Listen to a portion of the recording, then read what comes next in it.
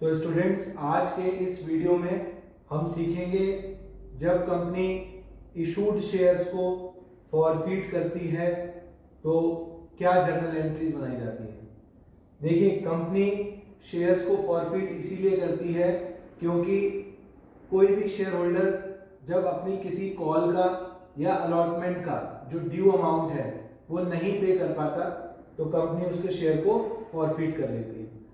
तो फॉरफिट करने की जब हम एंट्री बनाएंगे तो एंट्री से पहले हमें दो बातों का ध्यान रखना है। दो केस पॉसिबल है।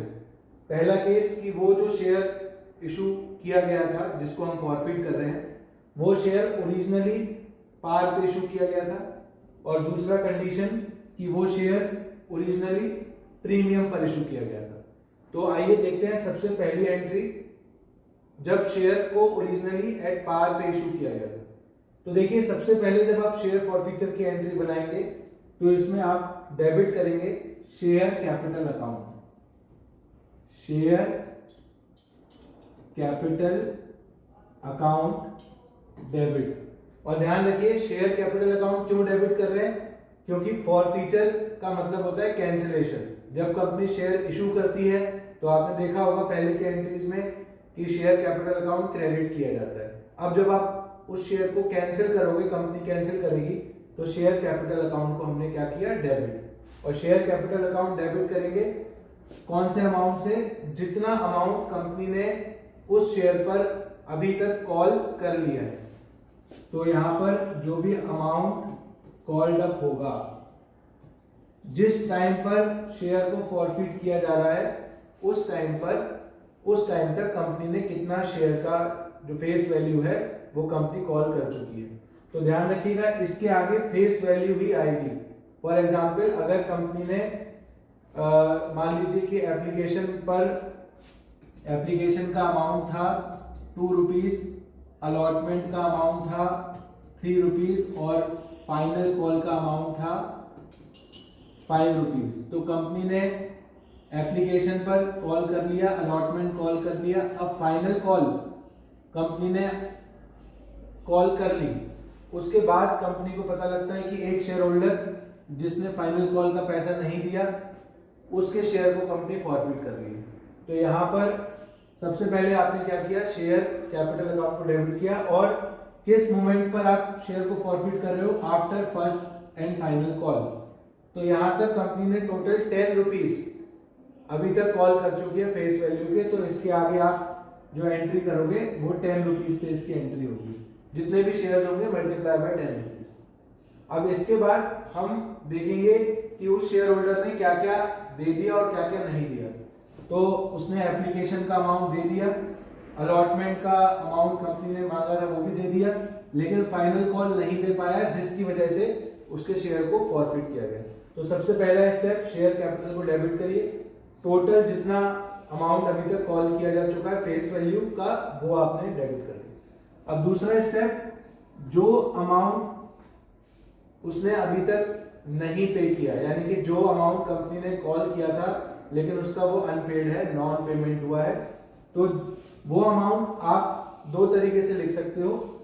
या तो आप उसको कॉल इन एरियर्स के नाम से लिख सकते हो, या फिर आप लिख सकते हो उस कॉल का नाम जिस कॉल पर उसका अमाउंट नहीं पे हुआ। तो यहां पर मेरे एग्जांपल में उसने फर्स्ट एंड फाइनल कॉल नहीं पे की, तो to share first and final call आप क्रेडिट कर दोगे। और ये कितने रुपीज से क्रेडिट करोगे, जितना रुपीज फर्स्ट कॉल पे मांगा गया था और उसने नहीं दिया। तो फर्स्ट कॉल पे 5 रुपीज मांगे गए थे, 5 रुपीज उस शेयर होल्डर ने नहीं दिए। इसके बाद नेक्स्ट स्टेप आता है वो अमाउंट जो कि कंपनी को उस शेयर होल्डर से रिसीव हो चुका है। तो देखिए, यहाँ पर अलॉटमेंट 2 रुपीज और application 2 rupees and allotment 3 rupees company को रिसीव हो चुका है। तो ये कंपनी के लिए एक तरीके का कैपिटल नेचर का प्रॉफिट होता है। तो इसको हम फॉरफिट करते समय शेयर फॉरफिचर अकाउंट में ट्रांसफर करेंगे, टू शेयर फॉरफिचर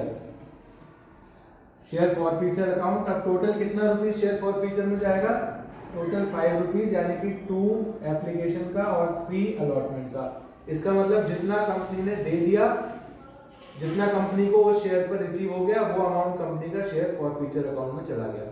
तो ये आपकी बन गई एंट्री, और नरेशन हो जाएगी बीइंग शेयर्स फॉरफिटेड।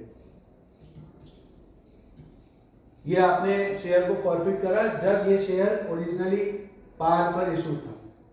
अब इसका दूसरा केस जब वो शेयर को ओरिजिनली प्रीमियम पर इशू किया गया था।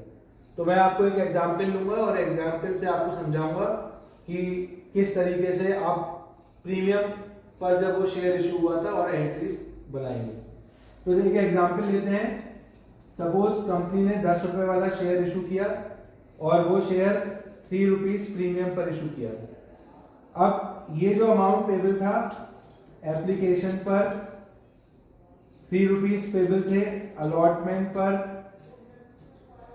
4 रुपीज थे, प्लस इसमें 3 रुपीज का प्रीमियम था, और फाइनल कॉल पर आपका कितना बचा, 3 रुपीज बचा। तो ये इस तरीके से टोटल 13 रुपीज जो है कंपनी ने कॉल किया। अब एक शेयर होल्डर, पहले देखिए जब हम इशू एट प्रीमियम की बात करते हैं तो वहां पर भी हमारे पास 2 ऑप्शंस हमें देखने होते हैं एंट्री बनाने से पहले। 2 ऑप्शंस कौन कौन से हैं? पहला ऑप्शन है प्रीमियम हैज बीन रिसीव्ड, यानी कि हमें देखना होगा कि जिन शेयर्स को आप फॉरफिट कर रहे हो, क्या उन शेयर्स पर प्रीमियम रिसीव हो चुका है। तो चलिए पहले एग्जांपल लेते हैं इसी का। तो देखिए पहला मेरे एग्जांपल में शेयर होल्डर ने एप्लीकेशन का अमाउंट दे दिया है, और शेयर एप्लीकेशन का अमाउंट तो दे ही दिया होगा, बिकॉज जब एप्लीकेशन का अमाउंट देते हैं तभी शेयर अलॉट होता है। फिर उसके बाद उससे अलॉटमेंट का पैसा मांगा गया था, अलॉटमेंट का पैसा भी उसने दे दिया। फाइनल कॉल का जब पैसा मांगा गया तो फाइनल कॉल का पैसा उसने नहीं दिया। तो ये केस बना प्रीमियम हैज बीन रिसीव्ड, क्योंकि जिस कॉल पर प्रीमियम दिया गया है उस कॉल पर अमाउंट शेयर होल्डर से रिसीव हो चुका है। तो देखिए इस केस में क्या एंट्री बनेगी। तो सबसे पहला स्टेप वही है, शेयर कैपिटल अकाउंट डेबिट, और इसके आगे वही अमाउंट आएगा जितना अमाउंट फेस वैल्यू का कंपनी अभी तक कॉल कर चुकी है। तो फेस वैल्यू का पूरा 10 रुपीज कंपनी ने कॉल कर दिया है, तो यहाँ पर 10। इसके बाद दूसरा स्टेप, जब प्रीमियम रिसीव हो चुका है, तो ध्यान रखेंगे जब प्रीमियम रिसीव हो चुका होगा तो आपको उस प्रीमियम को दोबारा कंसीडर नहीं करना, ना तो आपको उसके लिए कोई अकाउंट अलग से डेबिट करना है, ना ही कोई क्रेडिट करना है।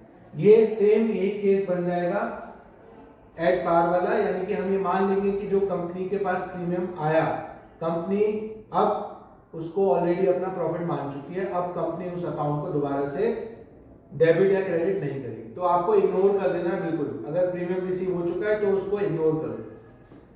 तो अब इसके बाद दूसरा स्टेप, जो कॉल का पैसा वो नहीं दे पाया, तो यहाँ पर फाइनल कॉल नहीं दे पाया 3 रुपए का, तो टू शेयर फाइनल कॉल या फर्स्ट एंड फाइनल कॉल। और इसके साथ साथ आप कॉल इन एरियर्स भी लिख सकते हो, टू कॉल इन एरियर्स। और कितना रुपया नहीं दे पाया वो? 5 रुपए नहीं दे पाया।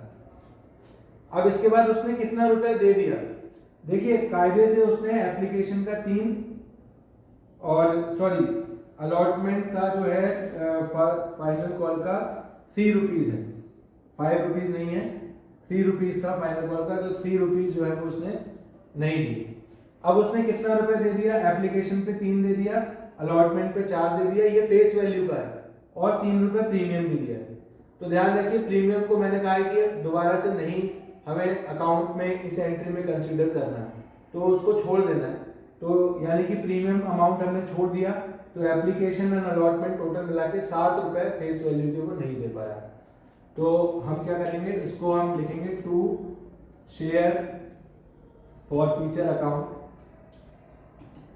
टू शेयर फॉरफीचर अकाउंट, यहाँ पर 7 रुपीज, ये 7 रुपीज जो है कंपनी उसके फॉरफिट कर लेगी। ये 3 रुपए प्रीमियम के हमने इसलिए नहीं लिए बिकॉज ये 3 रुपए पहले ही कंपनी क्रेडिट कर चुकी है टू सिक्योरिटीज प्रीमियम अकाउंट में, इसलिए दोबारा से हम इसको नहीं क्रेडिट करेंगे। और प्रीमियम को बिल्कुल इग्नोर कर देंगे, नरेशन इसकी बिल्कुल वही हो जाएगी, बीइंग शेयर्स फॉरफीटेड। अब इसके बाद दूसरा ऑप्शन इसका आता है कि अगर प्रीमियम उन शेयर्स पर रिसीव हो चुका है, तो अगर प्रीमियम उन शेयर्स पर रिसीव हो चुका है तो मैं एक एग्जांपल ले लेता हूं। मेरे दूसरे एग्जांपल में शेयर होल्डर ने एप्लीकेशन मनी दे दी, अलॉटमेंट का मनी नहीं दे पाया और फाइनल कॉल का मनी भी नहीं दे पाया। तो सबसे पहला step, company share capital account को डेबिट करेगी, शेयर कैपिटल अकाउंट डेबिट, और ये डेबिट उतने से ही होगा जितनी फेस वैल्यू अभी तक कंपनी ने कॉल कर ली है।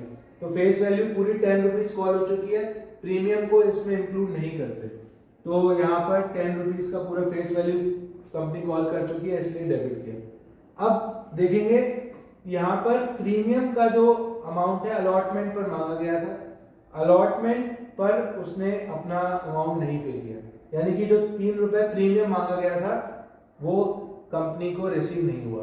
तो जब रिसीव नहीं होता है तब आप सिक्योरिटीज प्रीमियम अकाउंट को डेबिट करते हैं। सिक्योरिटीज प्रीमियम अकाउंट को आप डेबिट करोगे, और कितने रुपीस से डेबिट करोगे? 3 रुपीस से, क्योंकि 3 रुपीस का प्रीमियम था, आपने उसको डेबिट कर दिया। इसके बाद अगेन वही स्टेप, जिस कॉल का पैसा वो नहीं दे पाया वो कॉल इन एरियर्स के नाम से लिख सकते हैं या उस कॉल के नाम से लिख सकते हैं। तो यहाँ पर 2 कॉल्स हैं, पहला कॉल है टू शेयर अलॉटमेंट, अलॉटमेंट का नहीं दे पाया था वो, टू शेयर अलॉटमेंट, या फिर आप इसको कॉल इन एरियर्स भी लिख सकते हो। और यहाँ पर अब आपको टोटल 7 रुपए लेने पड़ेंगे, क्योंकि प्रीमियम अब आपको इंक्लूड करना है बिकॉज नहीं पे किया। तो यहाँ पर आपने लिखा 7 रुपए, और उसके बाद दूसरा ऑप्शन, दूसरा कॉल फाइनल कॉल का भी वो नहीं दे पाया, तो to share final call, to share final call, या कॉल इन एरियर्स भी लिख सकते हैं, और आप इन दोनों को मर्ज करके भी एक बार में लिख सकते हैं। 3 रुपए का फाइनल कॉल था तो 3 रुपए उसने नहीं दिए।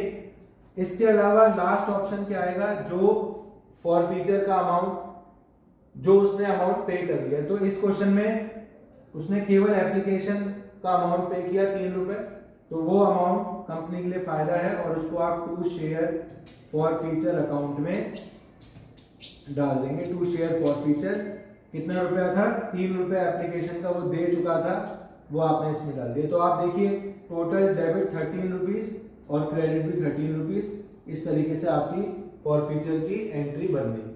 और ध्यान रखिए फॉरफीचर की एंट्री जो है वो डेबिट और क्रेडिट हमेशा इक्वल आना चाहिए किसी भी एंट्री का।